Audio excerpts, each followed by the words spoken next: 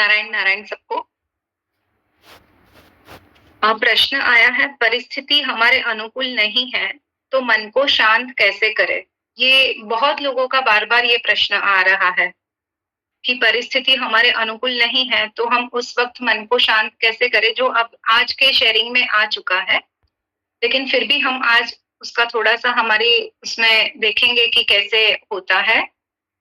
और जो अभी हनुमान जी की बात हुई, तो आज हनुमान जी के लिए ही हम लोग बात करेंगे कि हनुमान जी कौन है? तो जब पार्वती जी और शंकर जी दोनों जब बातचीत कर रहे हैं, तब वहाँ पर रावण आता है कैलाश पर और वो बहुत परेशान करता है। वहाँ पर नंदी है, जो भी दूसरे प्राणी है वहाँ पर कैलाश पे, उनको बहुत वो परेशान करता है।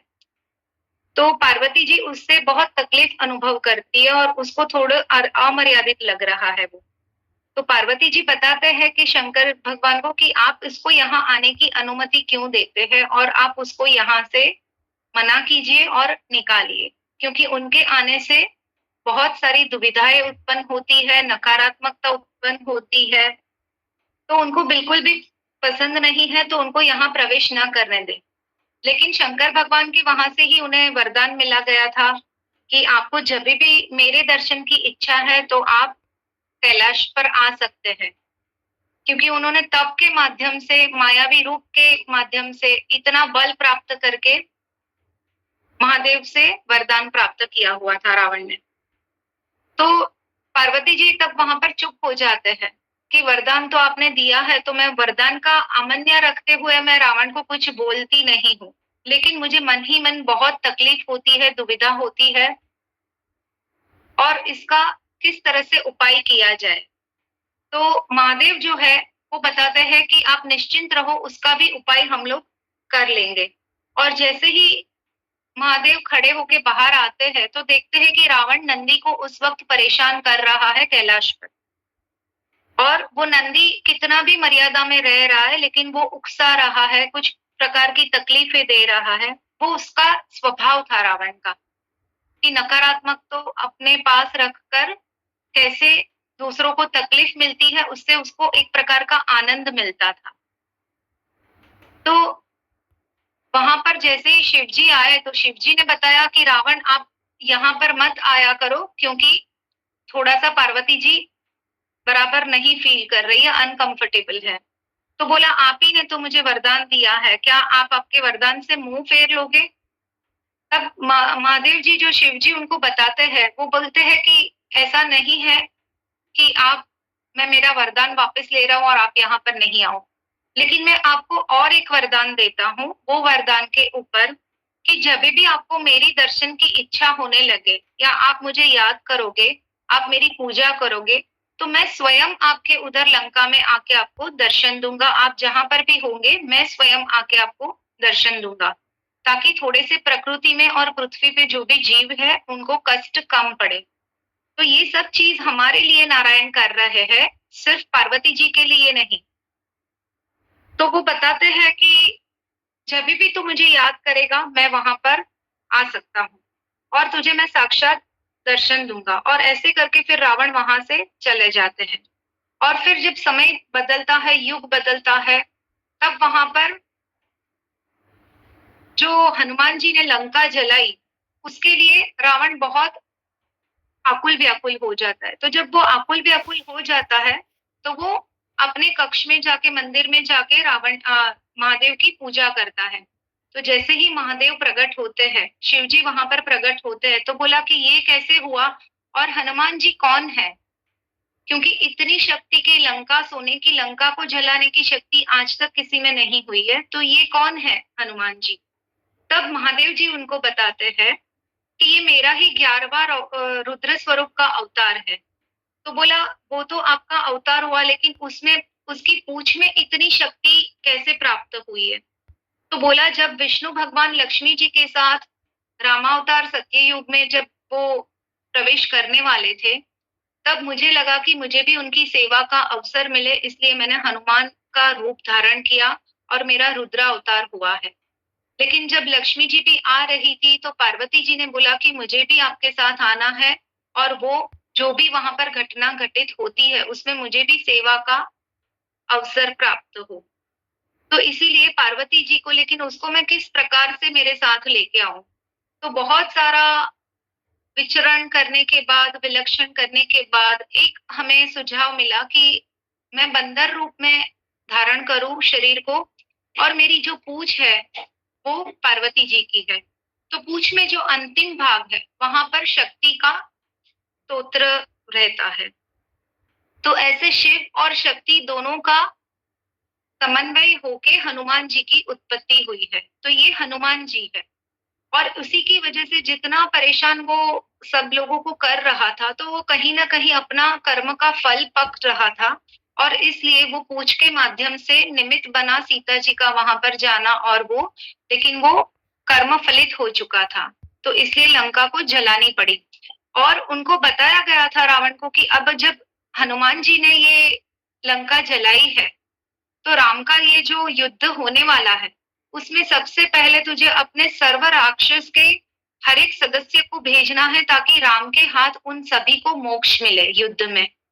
तुझे अंत तक नहीं जाना है, क्योंकि अगर तू चला गया तो बाकी के जो राक्षस बचेंगे उनका मोक्ष कौन करेगा? तो प्रभु कितने हमारे नारायण हमारे ऊपर कृपामय है कि ऐसे राक्षस कुल का भी सबका उद्धार करने के लिए हर परिवार के सदस्य को, हर बड़े बड़े राक्षस को पहले भेजो, ताकि उनका देहांत मोक्ष श्री राम के बाण से हो, और वो मोक्ष जो मिलेगा तो वो उसको तकलीफ नहीं होगी। और ऐसी मायावी विद्या के बाद भी पूरी समक्ष राक्षस जाति को मोक्ष प्राप्त करवाते हैं, वो है हमारे नारायण। और उसके बाद में जब कोई भी नहीं रहेगा, तब अंत में आपको युद्ध के लिए जाना है। और ये सभी चीज रावण को पता थी, लेकिन अपने अहंकार को उसने इतना बढ़ावा करके रख दिया था कि भीतर से कहीं ना कहीं वो जान रहा था कि ये विनाश है, कुल का विनाश है, राक्षस जाति का विनाश है। और अंत में जब वो जाता है, तभी वहां पर खुद भी वो श्री राम बोल के अपने देह छोड़ता है, और वो नारायण की शरण में जाके मोक्ष प्राप्त करता है। तो हम बहुत चिंतित होते हैं, लेकिन हनुमान जी का हमारे यहाँ पर साक्षात अभी भी सामने हमारे स्क्रीन पे हनुमान जी है। उनका किस प्रकार अवतार हुआ, कौन है वो, उनकी कितनी शक्ति, वो हम सबको जानते हैं।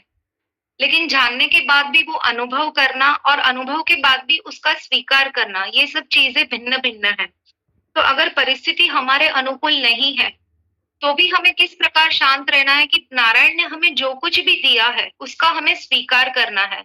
जैसे अभी बताया कि हमारा विजन परिवर्तन हो जाता है, तो सत्संग को पकड़ते हैं, जुड़े रहते हैं, धर्म को पकड़ते हैं, तो धीरे धीरे हमारा विजन चेंज होना ही होना है। पहले बताया गया था कि हमें कंठी पहननी है, हमारे धर्म की माला पहननी है। हम वैष्णव संप्रदाय के हैं तो तुलसी की जो हवेली में कंठी मिलती है वो माला पहननी जरूरी है। अगर हम स्वामीनारायण संप्रदाय के हैं, हम स्वामी समर्थ संप्रदाय के हैं, सबकी अपनी अपनी माला रहती है। मैं ये सत्य घटना बता रही हूँ, करीबन ये 15 साल पहले की घटना है। गुजरात के भावनगर एक गांव है, वहां पर ये घटना घटित हुई है। एक जैन व्यक्ति है जो अपने जैन संप्रदाय को बहुत अच्छे से फॉलो कर रहा है, और वो किसी जो स्वामीनारायण संप्रदाय के साधु है उनको अपने मित्र के साथ मिलने के लिए जाता है। तो वहां पर ऐसा था कि मिलने के लिए भी आए तो उसके गले में वो कंठी पहना देते थे स्वामीनारायण संप्रदाय के साधु अपने धर्म की। तो वो कंठी पहने रखी थी, और फिर वो वहां से चला गया, वो स्वामीनारायण संप्रदाय को फॉलो नहीं कर रहा था। कुछ दिन महीने चले गए। कुछ समय के बाद वो भावनगर के बाजू के गांव में अपने 2 व्हीलर स्कूटर के साथ जा रहा था, और रात को शाम को करीबन 7 बजे के बाद उसको आज आते आते लेट हो गया। तो जब वो घर पर वापस आ रहा था, तो उसमें बीच में एक छोटी सी नदी तालाब जैसा था, वो उसको पास करना था। तो जैसे ही वो छोटी नदी के पास पहुंचा अपना बाइक लेके, जो रोज का उसका रास्ता था, तो वहां पर एक स्त्री खड़ी थी और उसके हाथ में एक छोटा सा बच्चा था, और वो बच्चा बहुत ही रो रहा था, कल्पांत कर रहा था। तो वो व्यक्ति बाइक में धीरे धीरे गया कि एक स्त्री है तो मैं उसको बोल तो नहीं सकता हूँ, लेकिन अभी शाम का समय है, अंधेरा है। तो वो धीरे धीरे नदी में अपना बाइक चला रहा था, लेकिन उसने उस स्त्री को पूछा नहीं कि आपको सामने जाना है तो मैं छोड़ दूं। और उस वक्त वहां पर कोई भी मानव नहीं था, और कोई भी वाहन व्यवस्था नहीं थी। तो वो धीरे-धीरे जैसे चलने लगा वैसे वो स्त्री ने सामने से उसको पुकारा कि मुझे सामने पार जाना है और मैं भावनगर में बाज़ार के और आप मुझे छोड़ दो। तो वो वहीं से ही होने के जाने वाला था। तो उसने कहा बैठ जाओ अपने बच्चे को लेके। तो जैसे ही नदी में आधे तक पहुँचे थे, तो वो स्त्री ने अपना हाथ जो है वो इस व्यक्ति के कंधे पर रखा। तो उस व्यक्ति को थोड़ा-सा अच्छा नहीं लगा कि स्त्री की मर्यादा का ये उल्लंघन है। तो उसने अपने हाथ से उस स्त्री का हाथ वहाँ से कंधे से हटा दिया। वो धीरे-धीरे बाइक चला के आगे जा रहा है टू व्हीलर में, नदी पार होने को आई, तो अभी वो स्त्री ने वो हाथ उसके गले में डाला।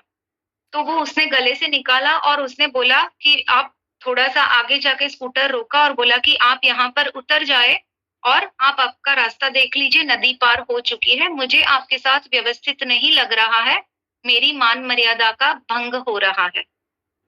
तो वो स्त्री और उसके थोड़ी करीब आ जाती है और वहाँ पर वो उसको बोलती है कि तू कौन है तू बता। तो वो कुछ भी बोलता नहीं है लेकिन उसको कुछ अलग लगा कि ये व्यक्ति कोई अलग है, ये साधारण मानवी नहीं है। तो वो वहाँ से अपना स्कूटर तैयार करके भागने की उसमें अवस्था में था और तभी वहाँ पर उसका जो नकारात्मक रूप था वो स्त्री का, वो सामने उसको दृश्य में आया कि ये स्त्री नकारात्मक है। तो वो स्त्री उसी समय बोलती है कि तेरे गले में कंठी कौन-सी है? तो वो बताता है कि स्वामीनारायण संप्रदाय की, जो वो भूल चुका था कि मेरे गले में कंठी पहनी है मैंने। और वो जैसे ही वो नाम लेता है वैसे ही वहाँ पर एक अग्नि जैसा स्पार्क होता है और वो अदृश्य हो जाती है और उसको खुद को एक सेफ्टी और वो महसूस हुआ कि अभी मैं बहुत संतुलित अवस्था में हूँ। तो वो कंठी का उतना महत्व है कि हम कोई भी धर्म संप्रदाय को फ़ॉलो करते हैं। अभी मैं दूसरी आपको ये सत्य कथा बताती हूँ, 2014 की है, बॉम्बे की है। मीरा रोड में एक स्वामीनारायण संप्रदाय के लेडी रहते हैं सत्संगी, जिसकी उम्र थी उस वक़्त 38 से 40 साल और वो अपने जॉब से चर्चगेट से बोरीवली की ट्रेन में चढ़े थे और वो मीरा रोड जाने वाले थे, बोरीवली से उसको ट्रेन चेंज करनी थी। तब रामनगर स्टेशन नहीं था, जोगेश्वरी से गाड़ी उपड़ी और अभी गोरेगाँव आने वाला था। जोगेश्वरी और गोरेगाँव के बीच में वहाँ पर जैसे ही कुछ भी नहीं रहता है, ज़मीन पे चारों ओर थोड़े से वृक्ष और वैसे था।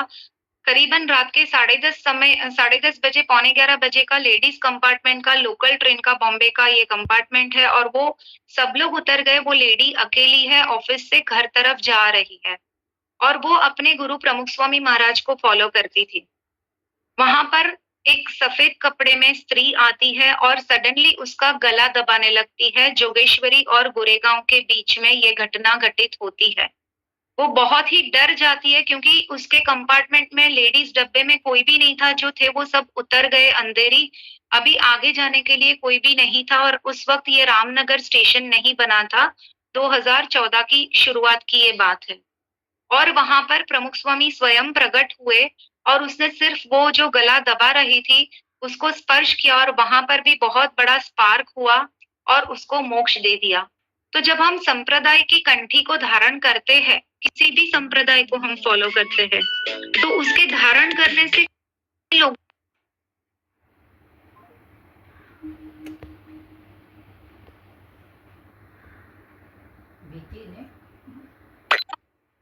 को मिलती है कि ये मोक्ष को प्राप्त हो जाते हैं। तो कहीं न कहीं नारायण खुद आके मोक्ष को प्राप्ति देते हैं। तो ऐसे अवसर में हमें पहले तो अपने भीतर जो डर है, उसको निकाल देना है और नारायण को स्वीकार करना है। स्वीकार कैसे करना है? सरेंडर भाव से, समर्पण भाव से। अगर हमारा समर्पण भाव, सरेंडर भाव गहरा हुआ, तो नारायण हमारे सामने आज भी है, इसी क्षण भी है और यहाँ पर भी हमारे सामने बैठे हैं। बस हमें सिर्फ अपने नेत्र को खोल के सजग करने की ज़रूरत है। नारायण, नारायण।